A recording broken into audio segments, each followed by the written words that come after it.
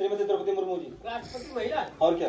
हाँ तो बड़े बड़े घरों के लोगों की बात है भैया। बता पप्पा कैसे है कि तुम्हारी पढ़ाई में पैसा लगाए कि बिटिया की पढ़ाई में पैसा लगाए, बताओ गुरु जी। अरे पढ़ाई में पैसा ही कहाँ लगता है, शिक्षा तो निःशुल्क है। सिर्फ आपको नामांकन करा लेना है, आयु के अनुसार नामांकन कराना है और आराम से विद्यालय में आप अपना एडमिशन ले लीजिए और आराम से सारी कॉपी किताबें पढ़ाई का सब साथ में 1200 रुपये अलग से मिलता है। हाँ 1200 रुपया मिलता है हमको भी मिला था गुरु जी। हमारे यहाँ पप्पा तसला खरीद लाए थे। बस यही गलती करते हैं। वो जो 1200 रुपया है वो तसला या घरेलू कामों के लिए नहीं है। उसका काम क्या है, बच्चों के काम में लगाना। उनके ड्रेस है, उनके जूते मोजे हैं, उनकी कॉपी किताब है, तो पढ़ाई की सामग्री में लगाना है पैसा 1200।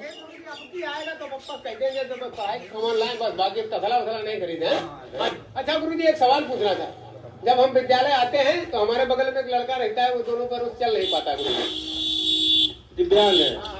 तो वो रोज हमसे कहता है कि हमको भी स्कूल चलना है, बताओ गुरु तो स्कूल कैसे लाया जाए, कैसे तो शिक्षा से वही जुड़ेंगे क्योंकि समर्थ कार्यक्रम के तहत सरकार व्यवस्था कर दी है। अब उनको कोई चिंता करने वाली बात नहीं है। अब उनको स्कूल तक आने की सुविधा प्रदान करेगी सरकार। ठीक है और क्या, अब आराम से वो भी पढ़ेंगे, आगे वो भी पढ़ेंगे। अच्छा गुरु जी मान लो किसी को दिखाई ना देता हो तो उसको कैसे पढ़ाएंगे। अगर कोई बच्चा दृष्टिबाधित है जिसको मान लो दिखाई नहीं पड़ता है और वो भी पढ़ना चाहता है, अब वो भी पढ़ेंगे क्योंकि उनके लिए एक बुक बनाई गई, उसका नाम है ब्रेल बुक।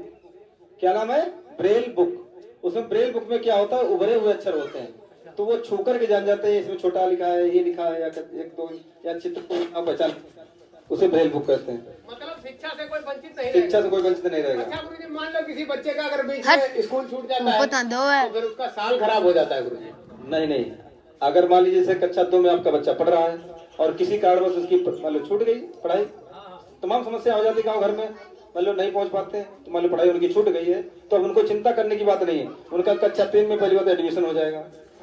कक्षा 3 में जब एडमिशन हो जाएगा और कक्षा 2 का जो पाठ्यक्रम है वो अलग से ट्यूशन लगा दी जाएगी विद्यालय में ही, तो आराम से कक्षा 2 का भी पाठ्यक्रम तैयार होता रहेगा और कक्षा 3 भी चलता रहेगा, तो साल बर्बाद नहीं होगा। धन्यवाद गुरु जी, बड़ी अच्छी जानकारी दी आपने, बहुत अच्छा, बहुत बहुत धन्यवाद। अब बच्चे खड़े हो जाए अपनी जगह पे, सब थोड़ा सा आगे आ जाए।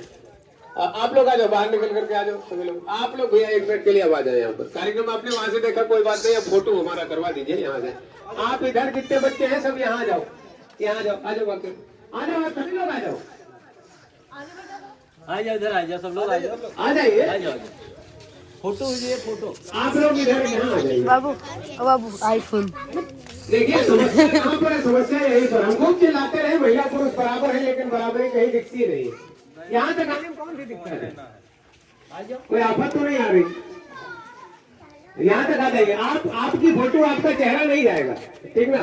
फोटो हम ग्रुप के साथ लेते हैं तो हम फोटो यहाँ से खींचेंगे, तो आप थोड़ी उसको दिखेंगे। हमको केवल ये दिखाना पड़ता है कितने लोगों के बीच में हमने कार्यक्रम किया, बस। तो आ सकते हैं तो आ जाइए, नहीं आ सकते तो बहुत बहुत धन्यवाद, इससे भी पीछे जाइए। तो हमको, हमारे ऊपर कोई फर्क नहीं पड़ता। हमारा काम है अपना काम करना, हम अपनी जिम्मेदारी को बखूबी निभाते हैं। गुरुजी सुबह 7 बजे विद्यालय आ जाते हैं, इनकी जिम्मेदारी है, अपनी जिम्मेदारी को बखूबी निर्वहन करते हैं। लेकिन सूचना ये मिली है कि यहाँ से बच्चे विद्यालय नहीं जाते। फिर आप कहेंगे कि पढ़ाई नहीं होती, लोग ये भी सवाल उठाते हैं, तो भैया जब बच्चे नहीं जाएंगे गुरुजी पढ़ाएंगे किसको। तो ये जिम्मेदारी आपकी है, क्योंकि आपके बच्चे हैं, उनका भविष्य आपको तय करना है। अपने स्तर से थोड़ा ऊपर सोच लीजिए। अगर हम मजदूरी कर रहे हैं तो हम ये मत करें कि हमारा बच्चा भी मजदूरी करे, थोड़ा सा उससे ऊपर सोच लीजिए कि हमारा बच्चा ये ना करे जो हम करें।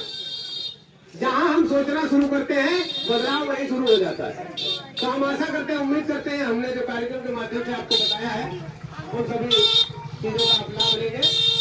आप सभी लोग विकास करें, तरक्की करें, खुशहाल रहे, स्वस्थ रहे, मस्त रहे। इन्हीं गुणों के साथ, अपनी पूरी टीम के साथ आप लोगों से विदा जाएंगे। थैंक यू, शुक्रिया, जय हिंद, जय भारत। सभी लोग अपने अपने घर जाएंगे।